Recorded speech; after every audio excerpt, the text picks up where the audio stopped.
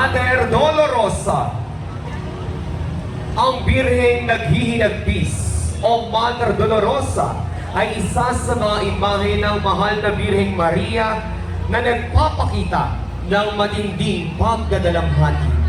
Si Maria ay naging saksi sa buhay at paghihirap at kamatayan ng kaniyang anak.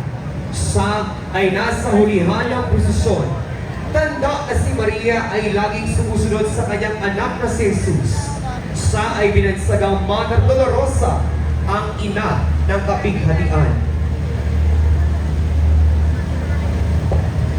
Ang imahe ng Mother Dolorosa ay nasa pangangalaga ni kapatid attorney Maria Teresa Lazaro at pamilya ng nayon ng San Jose.